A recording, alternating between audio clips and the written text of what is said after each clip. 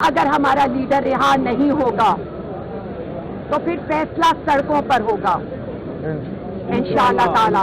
ہم 2.5 سال سے تکلیفیں، FIR، عدالتیں، پیشیاں سب بھگت رہے ہیں. تو میں آپ کو بتا دوں، نہ گرفتاریاں نہیں ہیں، نہ پیشیاں نہیں ہیں، نہ جیلیں نہیں ہیں اور نہ عدالتیں نہیں ہیں.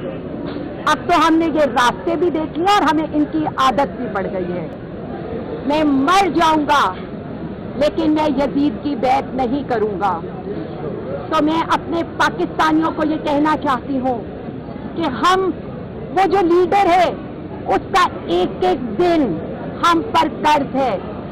وہ تو ڈٹ کر کھڑا ہے، لیکن کیا ہم اسے اسی طرح سے اس کال کوٹری میں جہاں نہ بجلی ہے، نہ پانی ہے، نہ کھانا ہے، رہنے دیں گے؟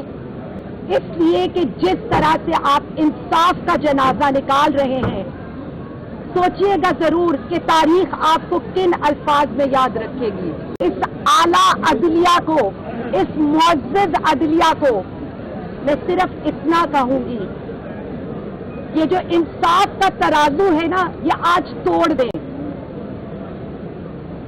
اس لیے کہ جس طرح سے آپ انصاف کا جنازہ نکال رہے ہیں، سوچئے گا ضرور کہ تاریخ آپ کو کن الفاظ میں یاد رکھے گی.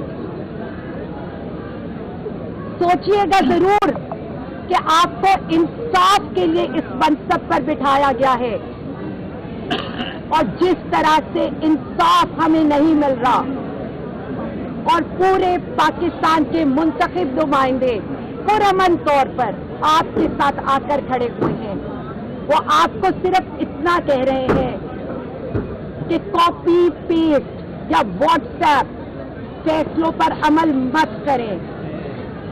پاکستان کے عوام کی آواز سنیں، پاکستان کے منتخب نمائندوں کی آواز سنیں. پولی گرافک ٹیسٹ اگر کسی کا ہونا چاہیے تو وہ اس فارم 47 کی حکومت کا ہونا چاہیے، اس فارم 47 کے اردلی وزیر اعظم کا، اس فارم 47 کی ٹک ٹاک وزیر اعلیٰ کا، ان سب کا ہونا چاہیے جن کی بات جھوٹ سے شروع ہوتی ہے اور جھوٹ پر ختم ہوتی ہے.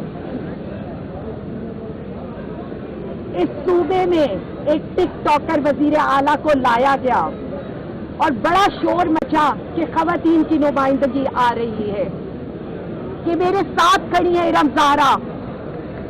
کیا قصور تھا ان کا اور ان کے چھوٹے بھانجے 13 سالہ بھانجے کا؟ جب ان کو فون پر دھمکیاں اور ان پر FIR ایک پرامن ریلی نکالنے پر کی جاتی ہے، جرم کیا ہے PTI کے جھنڈے اٹھانا؟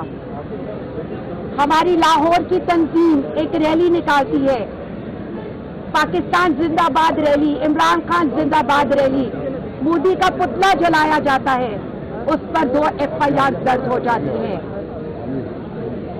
ملک کا منتخب وزیر اعظم ہے، 180 سیٹیں جیتی ہیں اس نے، لیکن وہ اڈیالہ کی کال کوٹری میں بیٹھا ہوا ہے. تب بھی وہ ان ججز کو یہی کہتا ہے انصاف پر فیصلہ کرے، مجھے انصاف چاہیے، ریلیف نہیں چاہیے. میں مر جاؤں گا لیکن میں یزید کی بیعت نہیں کروں گا. تو میں اپنے پاکستانیوں کو یہ کہنا چاہتی ہوں کہ ہم، وہ جو لیڈر ہے اس کا ایک ایک دن ہم پر قرض ہے. وہ تو ڈٹ کر کھڑا ہے، لیکن کیا ہم اسے اسی طرح سے اس کال کوٹری میں جہاں نہ بجلی ہے، نہ پانی ہے، نہ کھانا ہے، رہنے دیں گے؟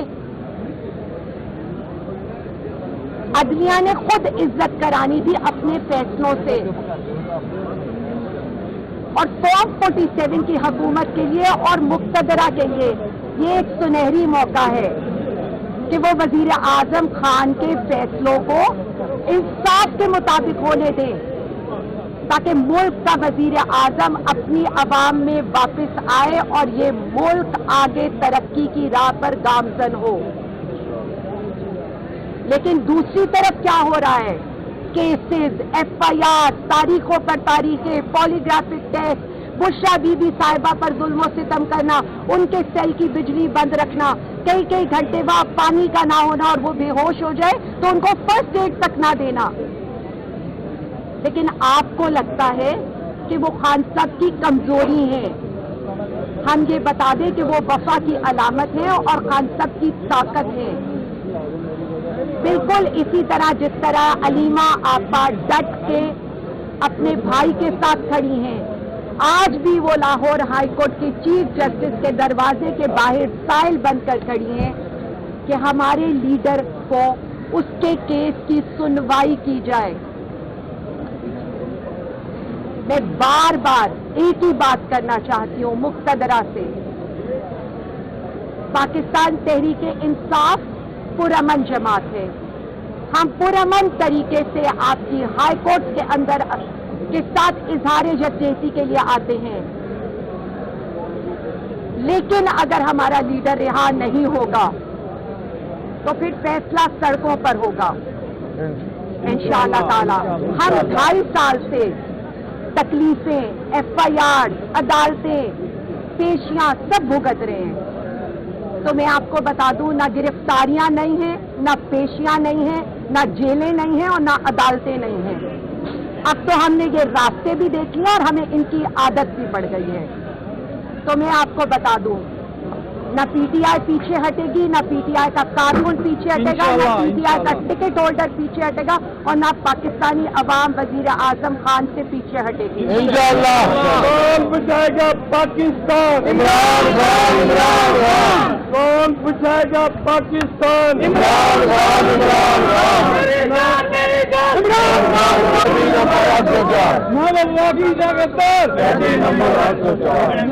करेगी या बाद में करेगी उसको लीड करेगी? नहीं, एहतजाज उस तरह का नहीं होगा जिस तरह ये सोचते हैं। ये मैं आपको बता दूं, हमारे लिए हमारे कारकुन भी अजीज हैं, हमारे टिकट होल्डर भी, पाकिस्तानी अवाम भी। ये फसायत से भरी हुई हुकूमत है। आपको पता है हम 8 फरवरी का हमने हर एहतजाज किया, कामयाब तौर पर किया और इनको ये दिखा दिया कि आप PTI को ख़त्म नहीं कर सकते। PTI एक सियासी हकीकत है, वज़ीर आज़म खान साहब एक सियासी हकीकत है, लेकिन एहतजाज होगा, प्लानिंग के साथ होगा और ऐसे नहीं होगा कि जैसे ये एज्यूम करते हैं। और दूसरी बात मैं इनको बता दूं, आप तो पाकिस्तान जिंदाबाद की रैली के लिए 4 लोग नहीं निकाल सके।